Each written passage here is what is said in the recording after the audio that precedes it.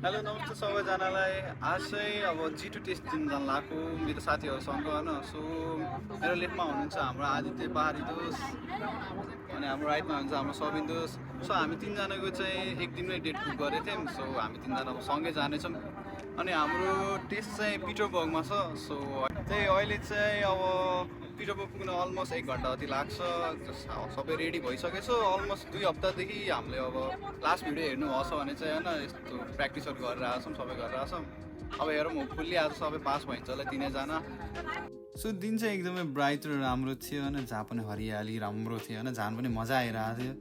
So यस्तै 1 घन्टा लाएर चाहिँ हामी जस पिटरबर्गतिर पुग्यो अनि पिटरबर्ग पुगेपछि हल्का एनर्जीको लागि चाहिँ थोरै कफी टिम होर्टन्सको कफी हान्नियो अनि त्यसपछि चाहिँ सिधै ड्राइभ सेन्टर पुग्यौँ हामी। भर्खर टेस्ट सेन्टर चाहिँ पुग्यो। सो मेरो चाहिँ सुरुमै टेस्ट थियो। सो भर्खरै मैले टेस्ट लिएर आएँ होइन। अफसोस म चाहिँ एउटा लाइटको कारण चाहिँ म फाल्लेँ होइन। लाइक त्यहाँ यही छ नि यो इन्टरसेक्सन होइन, यो इन्टरसेक्सन थियो अनि यता चाहिँ लाइक रेड लाइट रहेछ अनि लाइक रेड लाइटमा चाहिँ हामी राइट चाहिँ टर्न गर्न पाइन्छ तर राम्रोसित सेफ छ कि छैन हेर्नु पर्थ्यो। प्लस अनि साइडमा चाहिँ एउटा गाडी थियो। सो अलिकति ब्लक भइरहेको थियो, यताबाट मान्छे आइरहेको थियो। मैले याद पनि गरेन, अलि बढी नै अगाडि भइदिएँ अनि अलि डेन्जरस ड्राइभिङ भयो। त्यही कारणले चाहिँ अलि फेल हुने क्रममा पुगियो। तर केही छैन होइन। लाइक अब थाहा थिएन त्यो हो होइन। अब रियल लाइफमा त खासै के हुन्थेन तर अब ड्राइभिङ गर्दाखेरि त यिनीहरूले अब सेफ ड्राइभिङ हेर्ने नि त।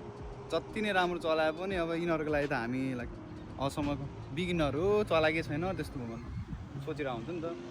त्यही भएर चाहिँ म चाहिँ फेल भयो, केही छैन। तर मेरो केटाहरू चाहिँ फेल नहोस् भनेर म होइन धेरै आश गरिरहेको छु। सो भर्खरै आदित्य जस्तो चाहिँ गइसकेँ होइन।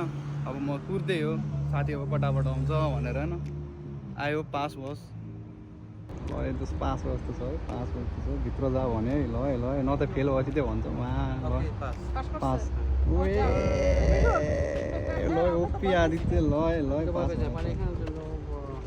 ल आदित्य जसले चाहिँ फाइनली जिजी हान्नु सक्यो। त्यो देखाउन टिकट जिजीवाला टिकट ल है आदित्य जसले फाइनली हानेको छ होइन। मैले भनेको थिएँ नि त तिमीलाई ढुक्कै हान्छ भनेर।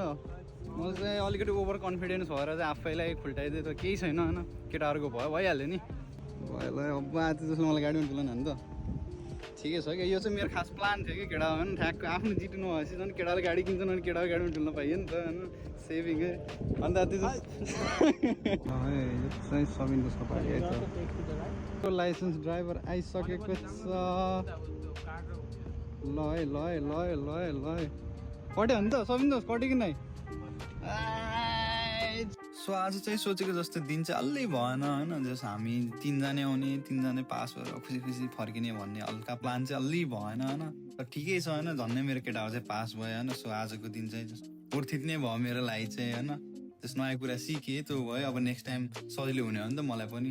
सो त्यति भन्दैमा आजको भिडियो चाहिँ यति नै हुन्छ होला। जस धन्यवाद सबैजनालाई। I love you Monika.